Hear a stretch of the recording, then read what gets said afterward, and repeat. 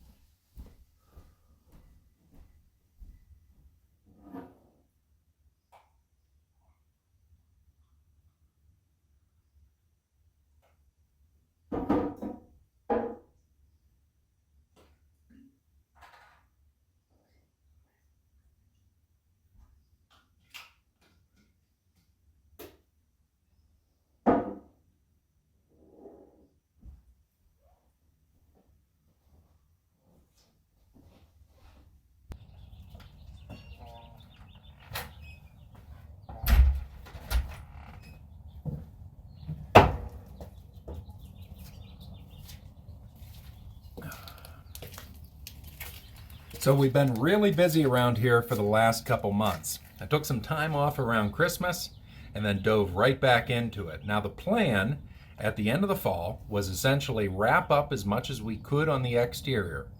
We didn't get the rear elevation done at all. The windows still need done. There's still some of the operable sashes, like the one there in the bathroom. That still needs done. We still need to top coat all the paint, get that done.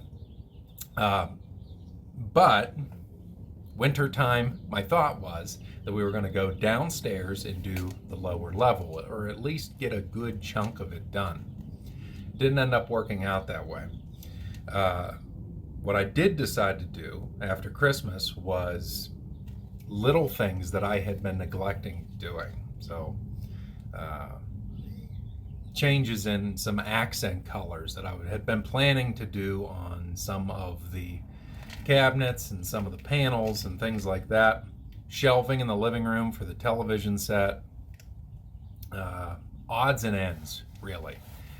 But the big thing was the appliances in the kitchen. So finally, appliances.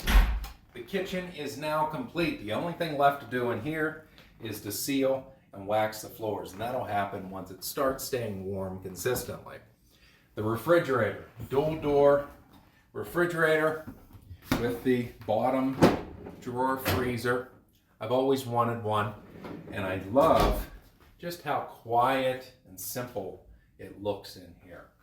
Also, the dishwasher. Everything's in stainless steel, of course. It's nice and clean, very modern, really slick looking. The thing I was most excited about was the stove. So here it is. Front control, very slick, really clean. It really looks like a built-in appliance. Not this big goofy thing that looks like you slid it in between two cabinets. It feels like it's part of the cabinet system.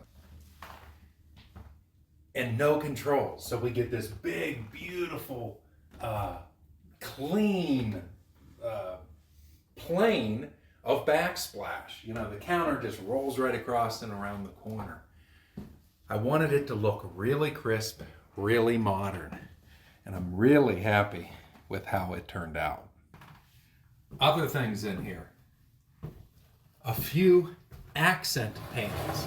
I had always planned to do this, but just didn't make the time to get it done.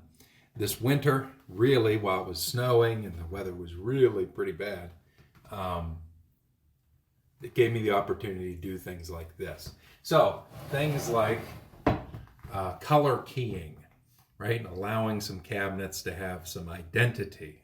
You tell somebody where your glasses are, you can actually describe them. They're not just in one of the cabinets above appliance X. It might be in a yellow cabinet, or it might be in a black one or a white one with the perforations. Like down here, the garbage, right? So this ended up being in now a black one.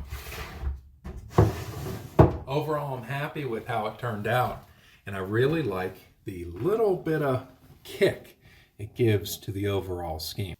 I also like how it kind of integrates the glass cooktop, right? And some of the black accents that are on the appliances, the sides and the tops and things like that. And what I used for the blacks was a pre-finished masonite.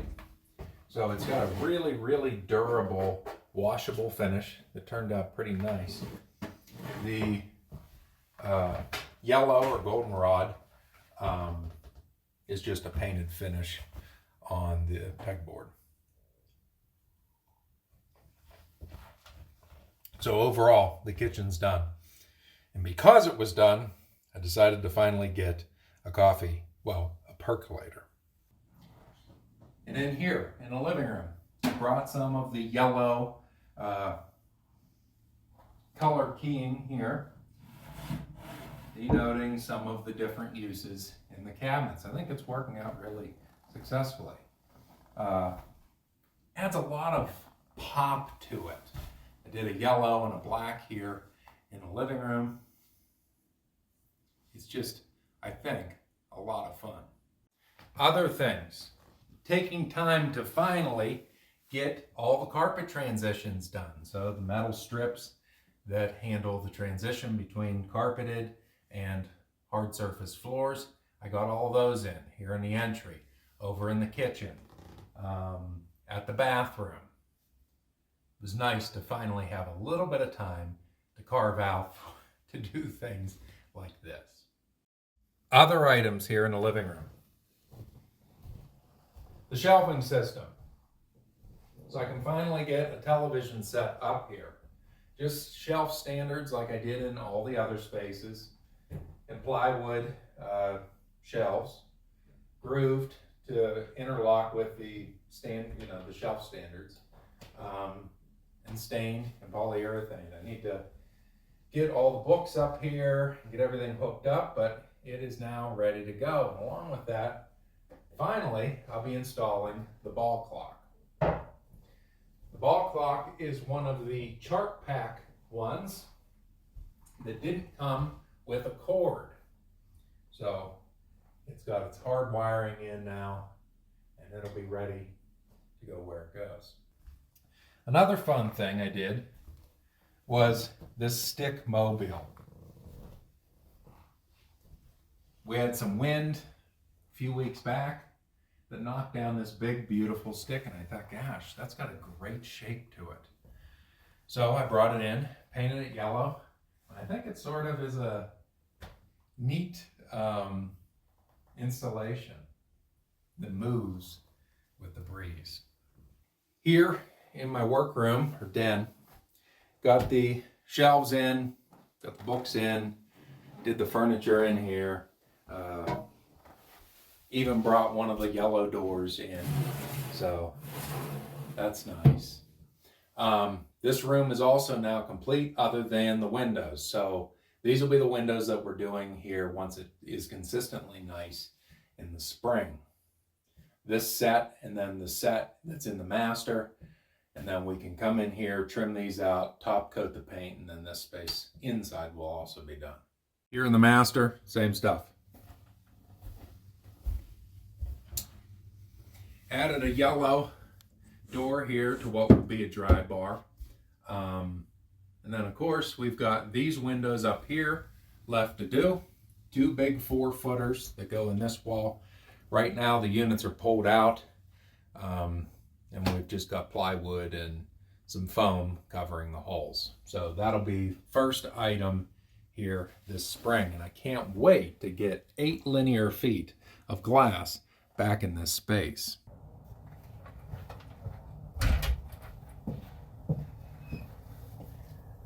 So now that it's getting nice out, I'd like to start getting back out here, doing the exterior of the building, but I know that this is a false spring, even though it actually is spring in Colorado.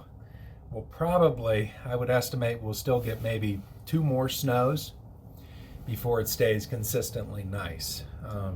We'll have beautiful days, and then, next week it'll be in the 30s, and we'll get some snow. So I don't want to start doing anything on the exterior wall, even though we have a lot left to do.